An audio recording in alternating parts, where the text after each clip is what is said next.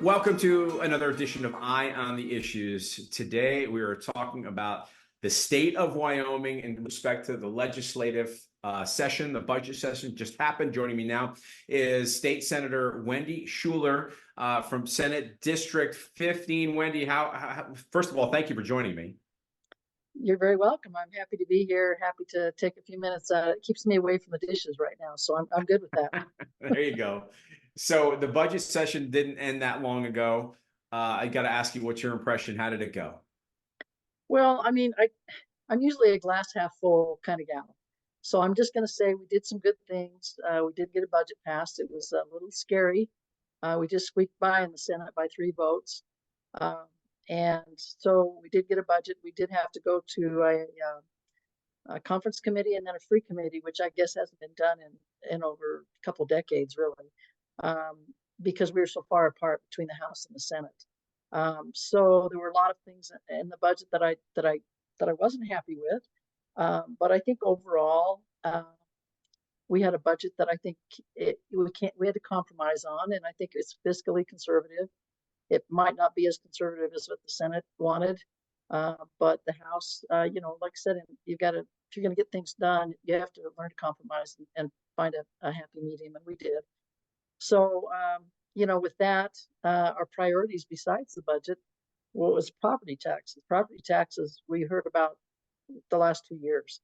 And I was on revenue 2 years ago, and we tried to get a couple of bills through. And again, we just didn't have the ability to have folks that could find a common ground again. So we didn't get much done. We did the property tax refund 2 years ago. That was a good and has been a really good tool. But this year we actually passed 4 bills, and I think every one of them were great. I think they're all going to give us some property tax relief. We had the homestead exemption, which will help our folks that are 65 and older. That they've paid taxes for 25 years, and it'll be a 50% reduction. And so that's huge. And that's really the targeted audience that we wanted to help, are those folks that might be on limited, incomes, and maybe their property taxes have gone through the roof. And so we really targeted that towards them. We did also put a cap, 4% cap, so that instead of having these terrible increases in my county, it was about 15%, 11 to 15%. But I know in some of the other counties, 20 to 30% increases, and it was pricing people out of their homes. So this 4% cap, just from here on out, there's no way that they'll go above 4%. So that, I think that was another good one. We did the veterans exemption. We doubled that. So if you're a veteran, instead of a 3% or $3,000 exemption, we doubled that to $6,000, and I think that's a tremendous one.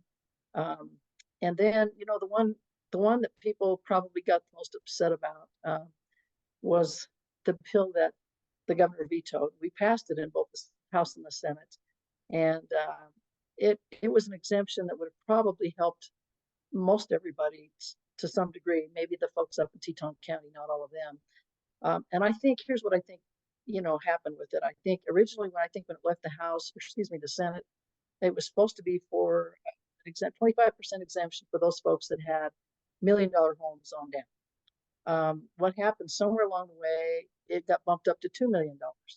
And the governor just felt like, if you have a $2 million home, do you really need that exemption? And so he vetoed it.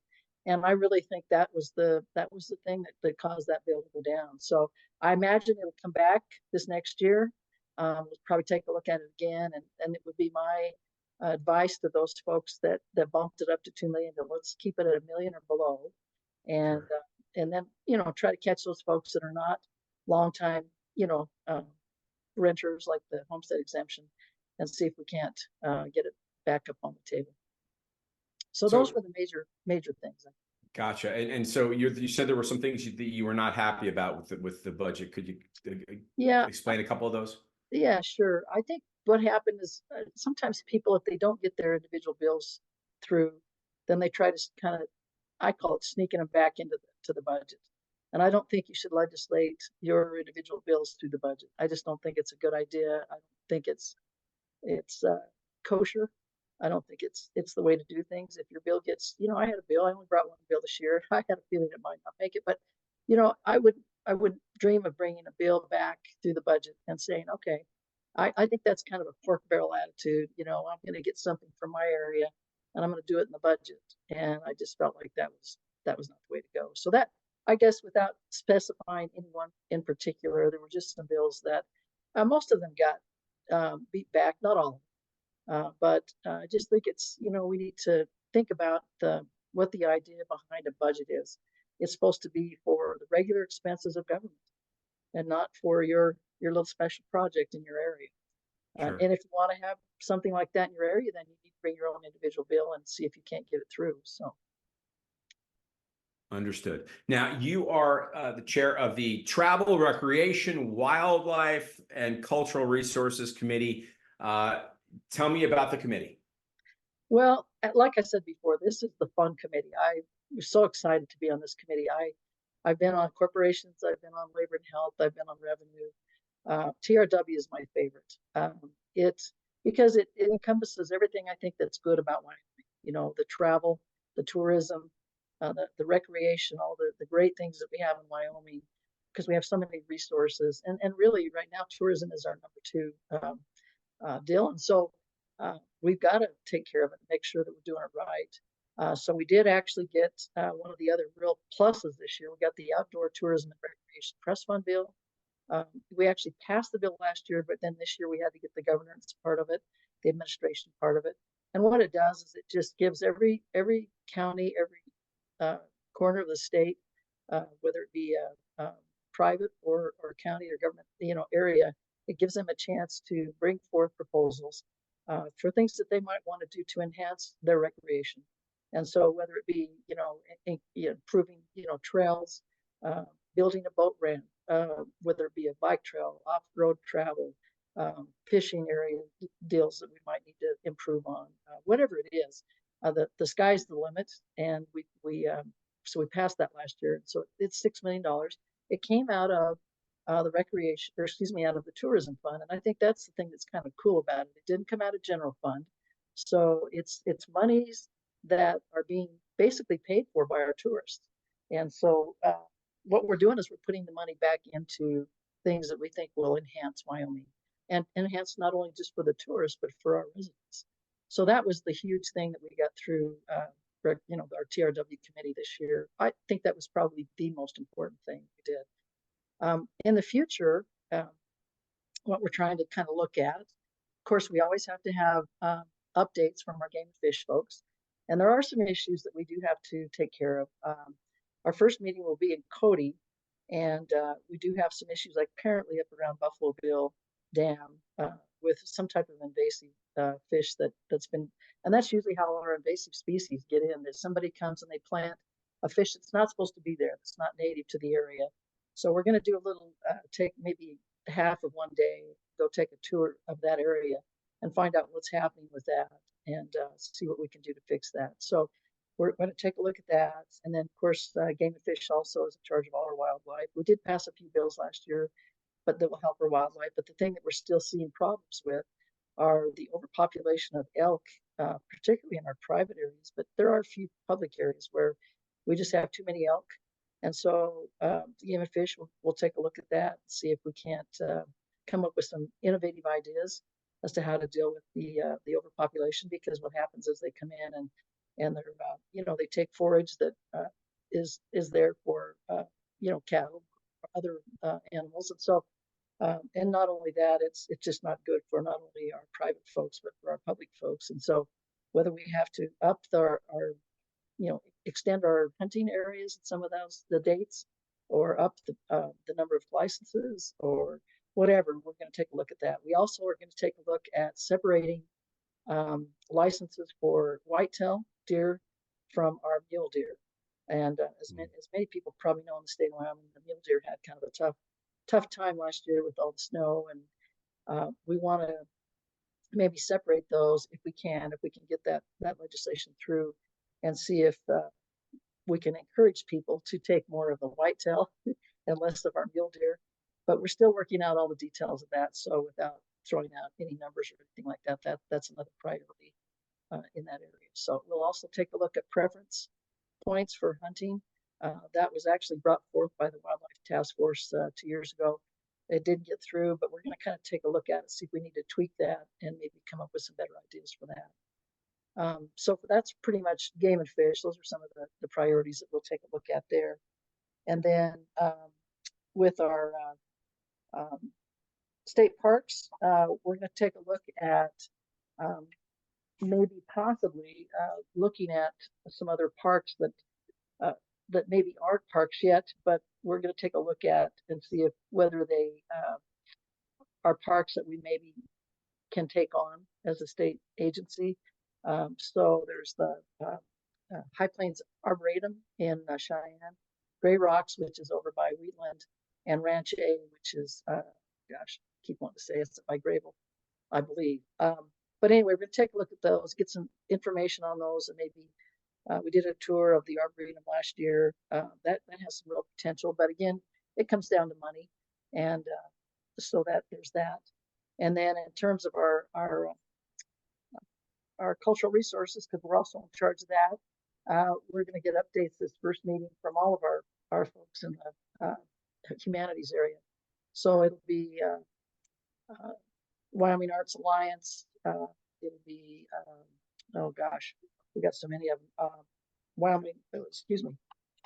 Yeah, there's a whole lot of them. I probably won't read them all to you, but anyway, we're going to take a look at all of our arts programs and our cultural programs and see if after COVID, are we really doing the things we need to do to help our cultural arts and folks in the state of Wyoming be as successful as they can be? Are there things we need to do to maybe help prop them up? We have a huge, not a huge, but we have a very healthy cultural trust fund. So we want to take a look at that, see if we're using money wisely. So we're kind of really going to look at all the programs at our agencies and see if we're spending the money the way we should, whether it be state parks, whether it be game and fish.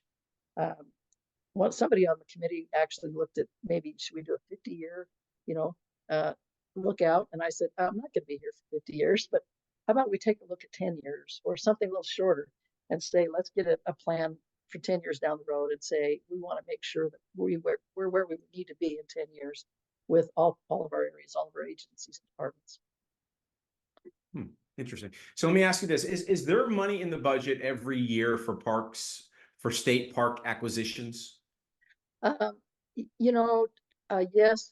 and no. There's money in the general fund for state parks. How they choose to use that money is again, they have their own board, and they present that to the board, and the board says yes or no. So I think people would be amazed at how many state parks there are in the state of Wyoming.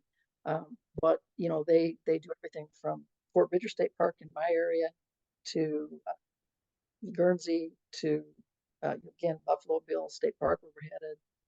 They're all over the place. I can't even name them all. But they are it's a huge department, and they just do amazing work. There's a lot of people that are using Kurt County State Park now, just a lot of people. And so we just look at everything. Do we have too many people coming into this park? Do we need to limit the use? Do we need to funnel some money elsewhere? There are parks that are needing some repairs. So it's really something that our committee takes real serious, because we know that a lot of people, when they come to Wyoming, it's not just the beauty and the mountains and the trails and the hiking and the biking and our wildlife. It's our state parks, it's our museums, it's all of these things. So we're very much invested in making sure that we're doing things right. Fantastic. Now, I know you don't want to be biased, but I've got to ask you, if you had to pick one state park that is your favorite state park, what would it be and why? I would have to go with Fort Bridger Historical Site. Again, it's in my corner of the state. It's 40 miles down the road.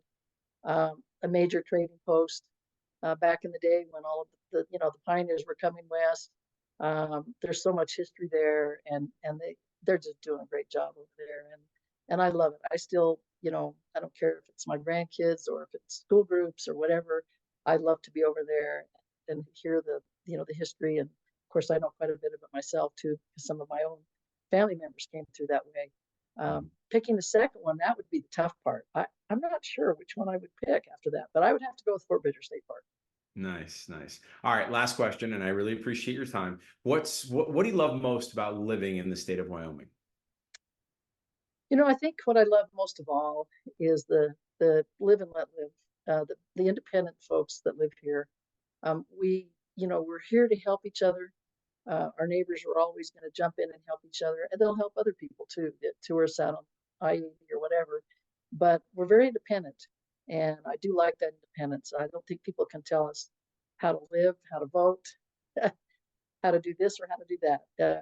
We're very, very, very independent. And I'm a fifth generation Wyomingite, so I've lived here my entire life, and I just have always loved that. I mean, I would love to say it's the beauty of the state as well, but I think our independence is probably my number. Fantastic. Well, Wendy, thank you so much for your time. I really appreciate it. And folks, if you want to learn more about Wyoming, just go to wyliberty.org, sign up for our newsletter. Thanks again, Wendy. Thank you so much.